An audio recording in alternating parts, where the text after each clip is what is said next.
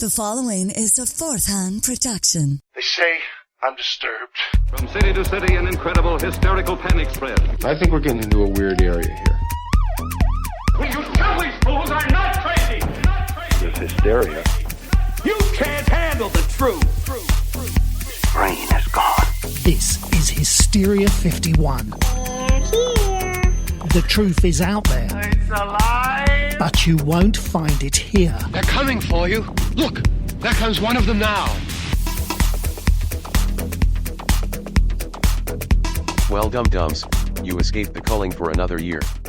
I hope it is called the Roaring Twenties again because you are all eaten by wild animals. Until then, here is the Hysteria 51 New Year's tradition of an audio drama, and because Brent and John are lazy I had to do it this time. Anyway, here is The Shadow with the man who murdered time. I hope you all hate it.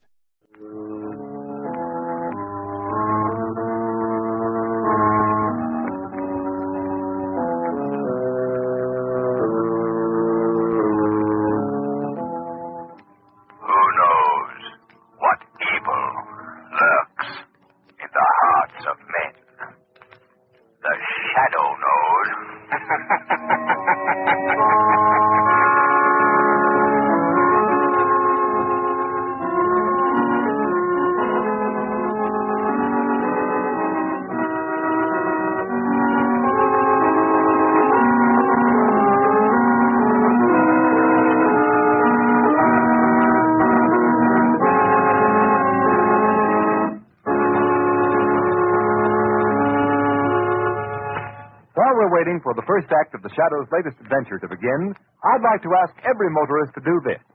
Take a ride on the new Goodrich Safety Silvertown tire. See for yourself how it grips wet, slippery roads like you never felt a tire grip before. That's because the amazing Silvertown Lifesaver tread acts like a battery of windshield wipers. Sweeps wet roads so dry you can light a match on its track. For the quickest non-skid stops you've ever had, equip your car with Goodrich Silvertown tires.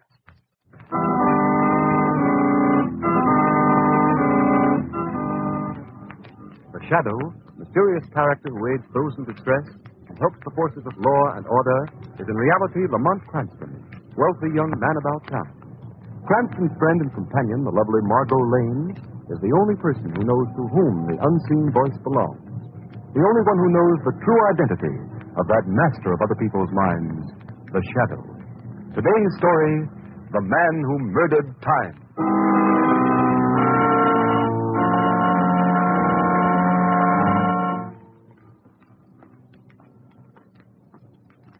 Yes, Stewart? Mr. Cranston, on behalf of all the employees of the club, I wish to thank you for your generous New Year's gift to the personnel. It's quite all right, Stewart. Happy New Year. The same to you, sir. And may I thank you, too, Mr. Hughes, for your gift. You're very welcome, Stewart. Happy New Year. Happy New Year to you, sir.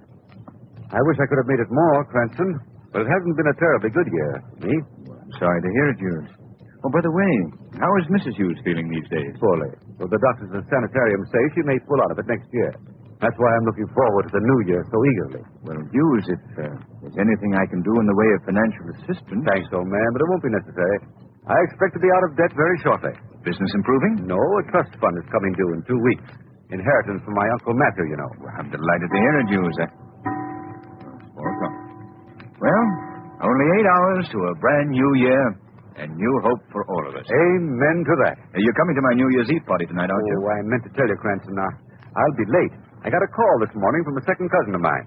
Wants me to come to see him this evening. Brilliant scientist, but I suspect he's losing his mind. Oh? Know what he claims to have invented? A time machine. A time machine? Yes, it's fantastic, isn't it? Come, Hughes. Is anything really fantastic in the modern world of science?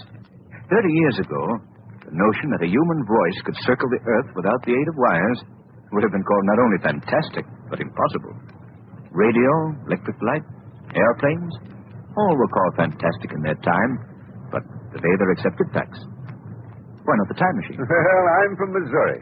Anyway, I'm really going to see my cousin, not because of his alleged invention, but, because he's dying. Oh, that's too bad. Yes, the poor chap's got an incurable heart condition.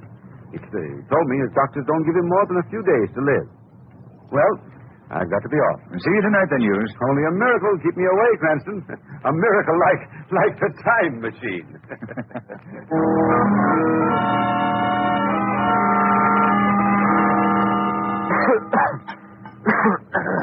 Here, Willard. Drink this water. There. Feel better now? Yes, better Hughes. Perhaps you'd better get into bed, Willard. Frankly, I didn't expect to find you up and about, dressed to kill. Dressed to kill. Very good. Such an apt phrase. Well, why not? This is probably the last day of my life. Well, I'm sure it's not as bad as all that, Willard. If you take care of yourself. Come, Hughes. I'll never see the new year. That's what you're really thinking. Know what I've done today? What, Willard? The things I've wanted to do all my life. Packed them all into this one long, glorious day. I've smoked $2 cigars, eaten the finest foods, bought thousands of dollars worth of completely useless things just for the fun of indulging myself. Willard, I thought that I'm broke? I am. Then how did you... Borrowed, dear cousin. Spent other people's money, incurred enormous debts. Payable next year. Next year, which will never come. I'm sorry, Willard. Oh, what are you sorry about? I'm not. Matter of fact, I've just begun to celebrate. And you must join me, Hughes. Absolutely insist. I bought a marvelous sherry today, a rare vintage. You rang, sir? Really, you needn't bother. The sherry, John. Yes, sir. I have it here, sir. Fine. Put it on the table. Shall I pour, sir? No, I'll do it myself. That's all, John. Very good. Here you are, Hughes. Drink hearty. Thank you. How do you like it? Nectar. Ambrosia, huh? It has a peculiar flavor, hasn't it? Oh, it'll grow on you. Finish it, Hughes. Drink to my last day on Earth. Oh, no, Willard. Not to that. To my last day on Earth. And yours, my dear cousin. To my last day? Hughes, I told you that today I meant to satisfy every ambition I ever had. Well, I've left for the last my greatest ambition of all. To kill you. To kill me? Why, you're joking. Think so, Hughes? But why? What have I ever done to you? What haven't you done to me? You've been a bone in my throat ever since we were boys together. I believe you're really If it serious. hadn't been for you, I'd have been Uncle Matthew's fair-haired boy, his favorite, his pet. He would have raised me in luxury instead of you. You quarreled with him. You were He would have left me his money, not you, you Judas. You had everything while I starved, scraped, suffered. I've brooded over that, my fine cousin, a whole lifetime. And now, this wonderful day, this last day of the year, I'm going to kill you. I'm going to kill you not once, but 1,000 times. You see that machine in the corner? I see, Willard. Calm down. That's my time machine. Your time machine, yes. I remember your saying. Do you know what this machine can do?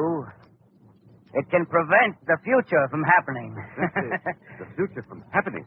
Oh, now, look, Willard, look. Let me call your physician. Don't be a fool. I'm as sane as you are. That's a scientific machine, not a madman's toy. Do you know how it works? No, of course not. I'll explain it in simple terms. Hughes, what is time? Why, time is... Time is like a railroad track. A straight railroad track, Hughes. And the world is a train running along that track. On the track behind us lies yesterday, December 30th. Today, we're traveling along that section of track we call December 31st. And at midnight tonight, the train, you, I, the whole universe, is scheduled to plunge straight ahead into January 1st of the new year. You follow me so far, Hughes? Yes? What has this to do with your so-called time machine? Just this. By using a revolutionary principle of physics, my own discovery, my machine bends the straight track of time, curves it so that the time track forms a perfect circle. You fool, it's a scientific fact. I've done it. Oh, mad, I say, mad. Listen to me, Hughes. At midnight tonight, when I turn on the switch, time will instantly be curved back on itself. So that instead of continuing into January 1st, we'll go back 24 hours. We'll live December 31st over again and again and again like a phonograph needle caught in a groove. Are we to believe that this day will never end? That you can make December 31st repeat itself forever? Laugh, you fool. You won't laugh long. Today, I've been especially careful to make it the fullest, happiest day of my life because I'm going to live this wonderful day forever. I'll catch time in that groove and hold it there. The future will never come. I'll never have to pay my debt Despite my bad heart, I'll never die. I'll have to be as insane as you to believe that. Would you like a demonstration? Playing the farce out to the end, are you? Well, go ahead. Demonstrate. That's the proper scientific spirit, Hughes. I'll set the machine to affect merely this house and ourselves. What incident of the last half hour do you want me to make repeat itself? Choose. Oh, the butler and the sheriff. John and the sherry, eh? Very good. And I want you to bear in mind that just as time will be repeated here in this room for the next few moments, so can I repeat time throughout the whole world, not once, but again and again. Now, let me adjust my machine. There. Now to close the circuit.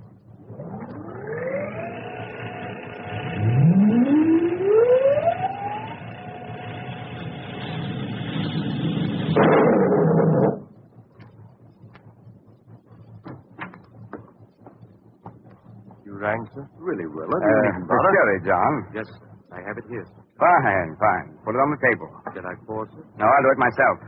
That's all, John. Very good.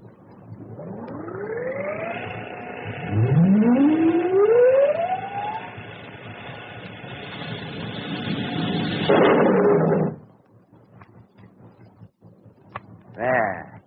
The automatic circuit cut us off, and we're back in ordinary time again. Convinced, Hughes? It can't be. It's impossible. It's a trick, a dream, a nightmare. You'll be saying that for all eternity. I'm getting out of here. Are you, cousin? Try it if you can. I can't. I'm paralyzed. I can't get out of this chair. You feel pain now, don't you, Hughes? Yes, horrible pain. You shouldn't have drunk the sherry, Hughes. Your glass contained a slow poison, you see. No, help! There's an antidote on the table. You see that little green bottle, Hughes, just beyond the reach of your fingers? Isn't it ironic? If you could only move your arm 5 inches. Try. Oh, you can't. Dear me, how very, very sad. All you can do is look at the antidote while you die in agony. Please, Willard, help me. Help me. I don't want to die. Just a little while now, cousin, a little while. It's almost midnight. You'll die just before midnight. And then I'll turn on my machine. Set it to affect the whole world forever. And time all over the world will snap back 24 hours. Everybody in the world will live December 31st over again and again, forever and ever. You too, you. No. You'll visit me again. Drink the poison cherry again. Die again. Live again. Die again.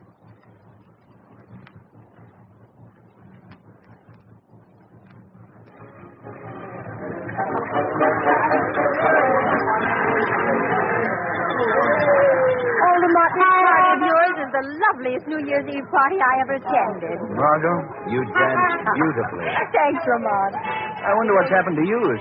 He said he'd be late, but I didn't... Hold it, everybody! Here comes the new year!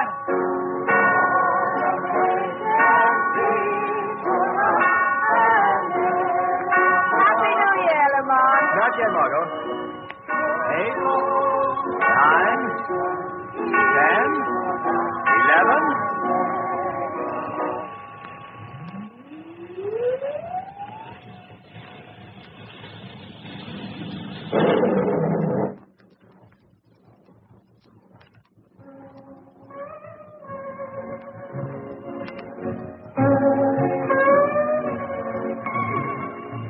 Lamont, where are we? I'm still in your arms dancing with you, but it's not the party, the New Year's Eve party in your apartment. How could that be? I don't know, Margo. What was that awful crash? I don't know. But look around you, Margo. We're dancing in the Honolulu Club. But we were dancing in the Honolulu Club right here last night. Last night at midnight. I mean, 24 hours ago. Oh, I don't know what I mean. Keep dancing with me, Margo. I've got to figure this out. Seems like a dream, and yet... That's it, Lamont. It's a dream. I dreamed through the whole day, December 31st, right up to midnight.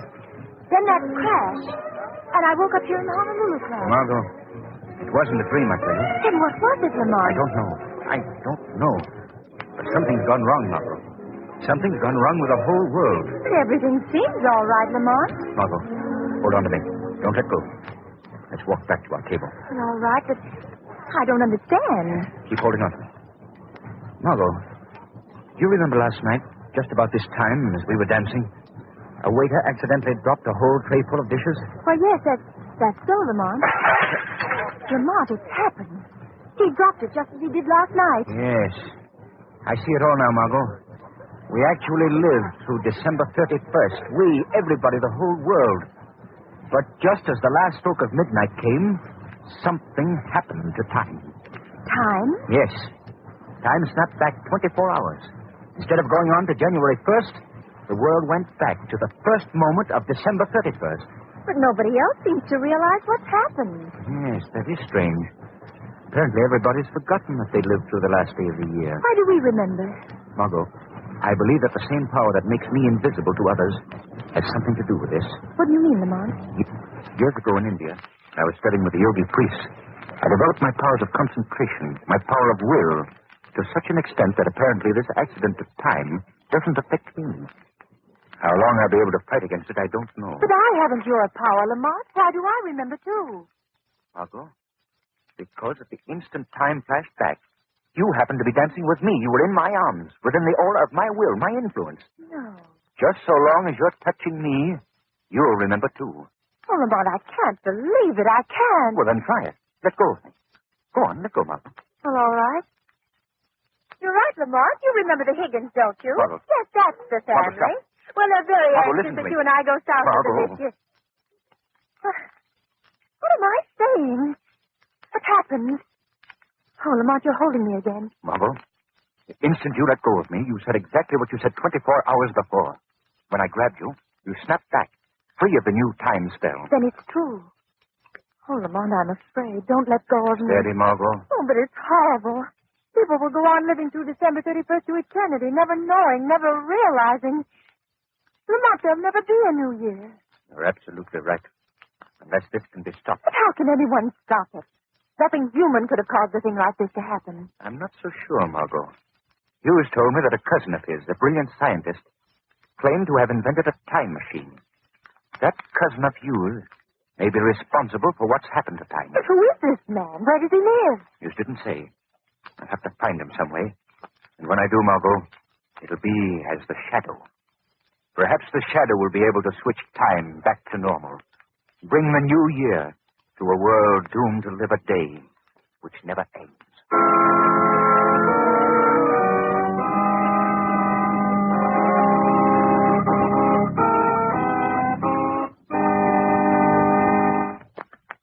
In just a minute, the curtain rises on Act 2 of The Shadow's Adventure. Meanwhile, a word to you motorists. Do you slow down passing a school? Do you pass other cars on a hill? Do you come to a full stop at street intersections? The shadow wonders. The terrific toll of deaths and injuries indicates that too many motorists fail to exercise caution, fail to consider the other fellow. Play safe. It pays. And motorists, here's one thing more. If you only realize the importance that safe tires, too, play in safe motoring, you wouldn't hesitate a minute to put the new Goodrich Safety Silvertowns with the Lifesaver tread on your car. For remember, this new Silvertown isn't much more than a new tire. It's a new kind of tire safety. On the inside, it has the famous blowout protection of the Goodrich Golden Fly. And on the outside, it has the amazing new Lifesaver tread. The tread that sweeps wet roads so dry, you can actually light a match on its track. Yes, sir, that's plenty dry. So it's hardly surprising that Silvertowns will give you the quickest non-skid stops you've ever had.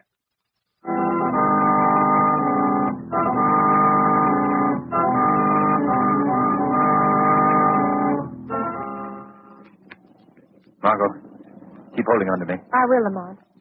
We can walk. My apartment isn't far. Oh, why don't you let me come with you? No, Margot.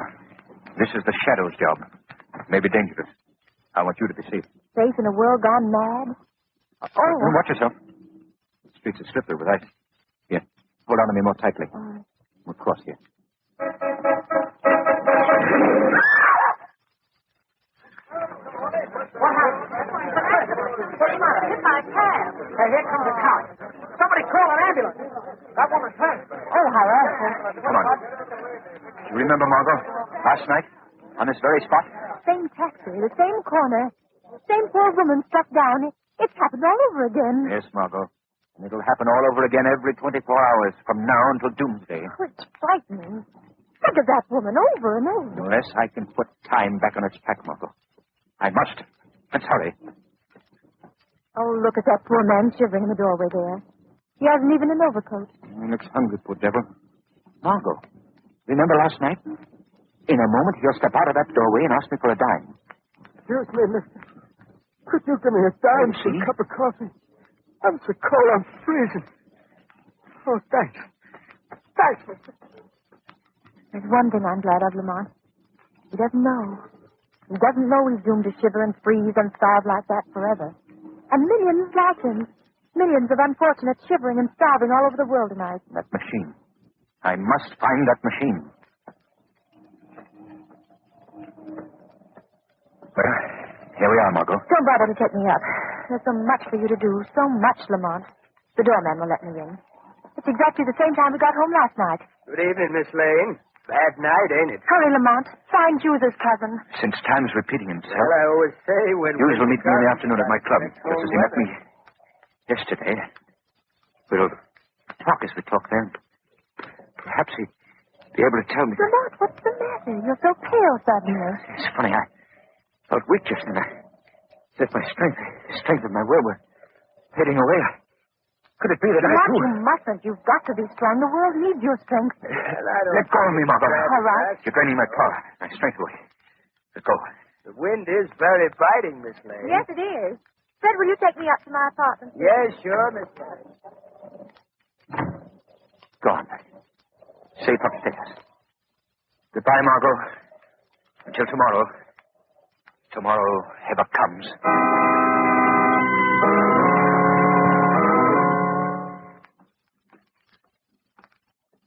Mr. Cranston, on behalf of all the employees of the club, I wish to thank you for your generous Stewart, New Year's gift to the listen personnel. to me. Can't you hear? Don't you understand what I'm saying to you? And may I thank you, too, Mr. Hughes, for your gift. You're welcome, Stewart. Happy New Year. Happy New Year to you. Stewart, stop. I wish I could have made it more, Cranston, but it hasn't been a terribly good year. Hughes, let me take your hand. You're merely repeating what you said 24 hours ago. Fully, though Now listen to me. mistakes you may pull out of it. Who is your cousin? That's why Who I'm is he? looking Where forward does he to the live? New Year so eagerly. Oh, hopeless. He's not attuned to my will. I'll have to follow him. Make him lead me to this cousin of his. Expect to the to be time out of machine. debt very shortly. I must concentrate. My willpower seems to be failing. I must hold on until Hughes visits his cousin.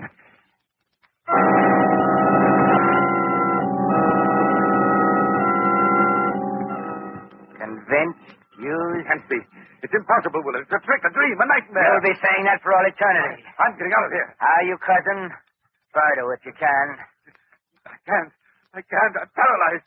I can't get out of this chair. Hughes, you can. You're not paralyzed. Now, Yes. don't you, Hughes? Yes, horrible pain. Hughes, there is no pain. You None. shouldn't have drunk the Hughes, chair, hear me. Hughes.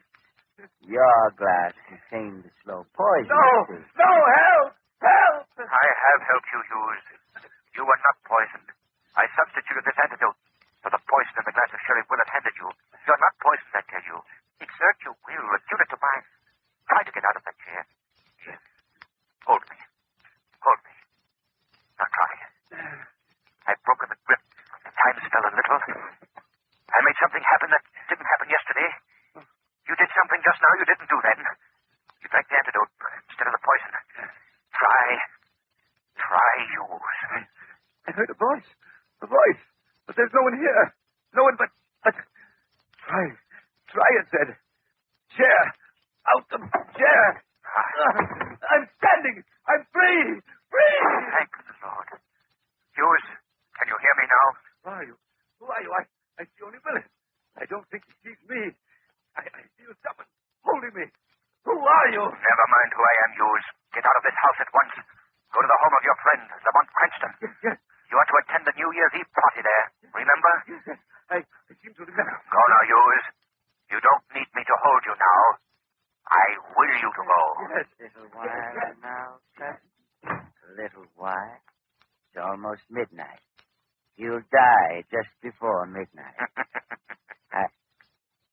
Where am I? Who is that? You feel my power now, Willard. I'm holding you fast. Fast to you. hear? I will. Submit to my will. It dominates you. It snatches you from the field of that evil time spell you cast over the world. I'm powerless in the grip of some invisible force. And it speaks. Who are you? Who? I am the Shadow. The Shadow? Dr. Willard, you are guilty of the greatest crime ever perpetrated against mankind. You thought to condemn the rest of the world to an eternity of cold and darkness and suffering. No, I didn't mean to do that. You wanted an eternal life of pleasure, of evil. You tried to stave off forever the death that hung over you like a sword. I don't want to die. To satisfy your selfishness, you tried to. You did break the laws of nature. And so you must be punished, Dr. Willard. Punished? How? In a moment, I shall smash your devilish time machine. Reduce it to splinters and scrap. And the instant the machine is smashed, time will snap back to normal. Instantaneously, time will take up where it left off when you put the machine into operation. And so will come what you thought had destroyed forever. The new year. The blessed new year. That means new hope and happiness for the good and the innocent people of the world. While for you, it will bring what God decreed for you. Death. No, don't smash the machine. Give me one more day of life, just one, and I'll smash it myself. Not 1 hour, not 1 minute, not 1 second. Don't let me die. Stop.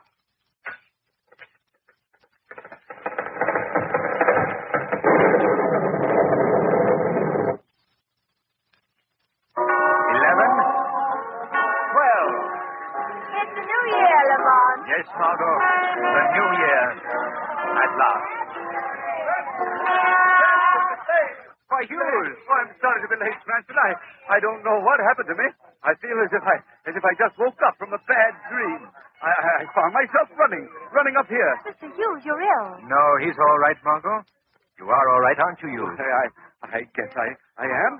What time is it? It's just past 12 o'clock, Mr. Hughes. Happy New Year. New Year? Yes. Happy New Year, everybody. Happy New Year, Hughes. Happy New Year. As a matter of fact, Lamont, it seems to me I had a dream, too. The strangest sort of dream. Perhaps you did, Margot. Well, anyway, Happy New Year, Lamont. Happy New Year.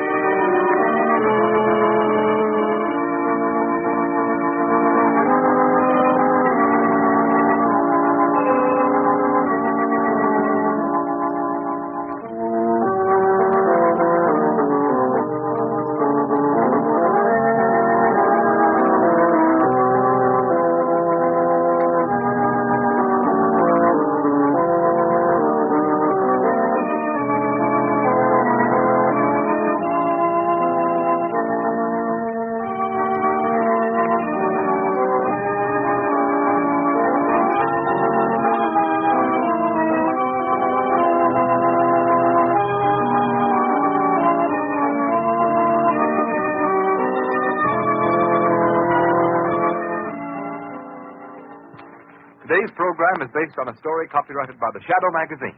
All the characters and all the places named are fictitious.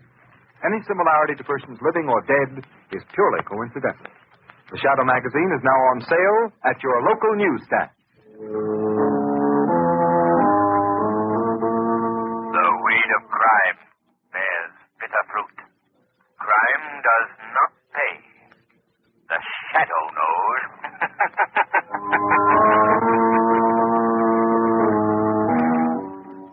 It was terrible. It was just terrible. I'll never get over it as long as I live. That's it for another edition of Hysteria 51. John and Brent will be back next week with yet more of the unexplained, the unexplored and the unheard of. Oh, if it's unheard of, how will they know about it? Anyway, if you want to suggest a topic, give us your thoughts, or just make fun of Conspiracy Bot, that's my favourite. Join us in our Facebook discussion group, Hysteria Nation. Just log on to Facebook and search Hysteria Nation, or you can always tweet us at Hysteria51pod. You've been listening to a fourth-hand joint.